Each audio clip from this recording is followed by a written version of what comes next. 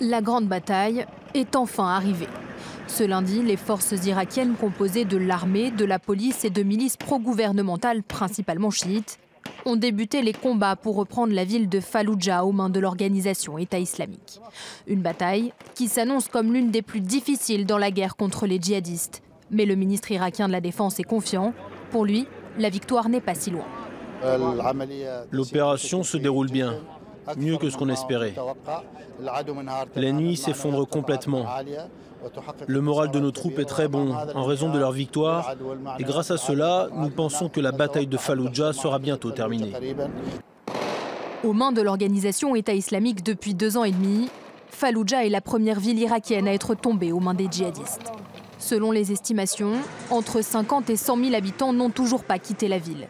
Et l'aide humanitaire ne parvient plus dans la ville assiégée depuis décembre dernier. L'armée a demandé à ceux qui ne pouvaient pas s'échapper de lever un drapeau blanc au-dessus de leur maison pour éviter d'être pris pour cible. Depuis la libération de Ramadi en décembre, la ville de Hit en avril et celle de Routba la semaine dernière, Falloujah et Mossoul sont les derniers bastions toujours détenus par le groupe État islamique en Irak. Pour le gouvernement, reprendre Falloujah a une valeur symbolique et stratégique.